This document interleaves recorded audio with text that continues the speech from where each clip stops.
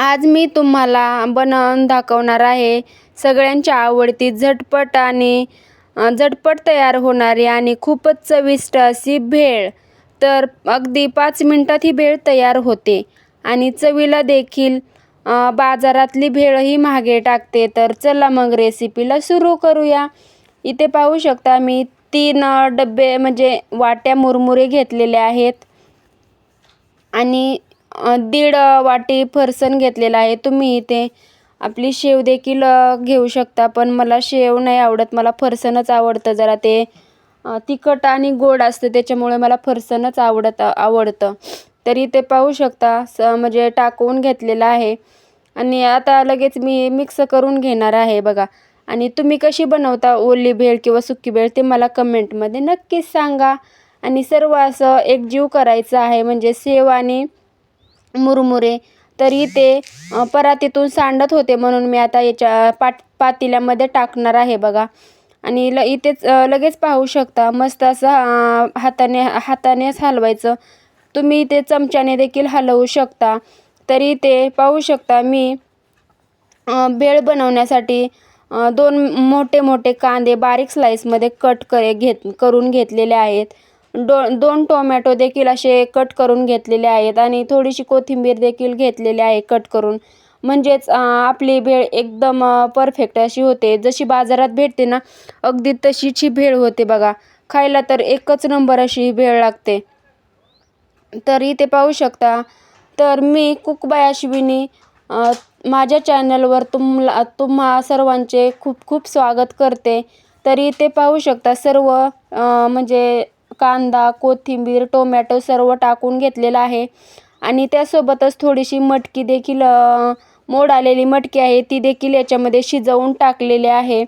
एकदम अशी म्हणजे भेळ तर खायला एकच नंबर लागते। बाहेरची भेळ तर विसरूनच जाल अशी जबरदस्त अशी भेळ लागते, झटपट आणि चटपट तयार होते आणि अगदी 5च मिनिटात रेसिपी तयार होते। तर पहा परातीतून सांडत होती म्हणून मी आता पातेल्यामध्ये टाकून घेतलेले आहे, म्हणजेच पातेल्यामध्ये अगदी मस्त अशी भारी हलवायला येते। हाताच्या साहाय्यानेच मी सर्व हलवून घेतलेलं आहे, तुम्ही इथे चमच्याच्या साहाय्याने देखील हलवून घेऊ शकता।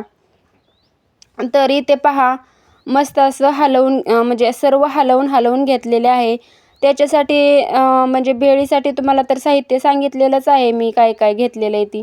आणि आता याच्यामध्ये मसाले टाकलेले आहेत मी, बेडगी मिरची, लाल तिखट टाकलेलं आहे, थोडंसं किचन किंग मसाला आणि गरम मसाला एवढेच मसाले टाकलेले आहेत। आणि एवढी जबरदस्त भेळ झाली होती ना, ही पुरली पण नाही एवढी भारी झालेली ही भेळ। आणि चवीला तर बाजारातल्या भेळीला पण महाग पडते, अशी एकच नंबर ही लागते बघा, भेळ लागते।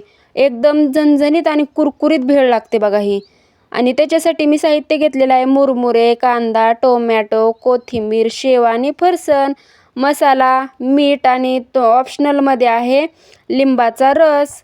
वरून थोडीशी शेव आणि कोथिंबीर घातली तर अजूनच छान दिसते ही भेळ, खायला खूपच टेस्टी आणि कुरकुरीत अशी ही भेळ लागते बघा। आणि तर पहा कशी तयार झालेली आहे आपली भेळ।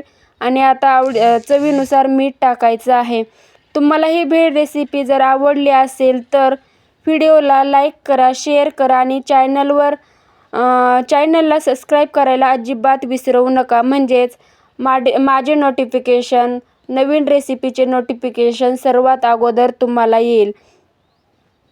तर अशाच सोप्या आणि चविष्ट रेसिपीसाठी कुक बाय अश्विनी या यूट्यूब चॅनलला नक्कीच सपोर्ट करा। आणि तर कशी वाटली आजची रेसिपी मला कमेंटमध्ये सांगायला अजिबात विसरू नका। तर कोणाकोणाला आवडते अशी भेळ खायला ते देखील सांगा। आणि तुम्ही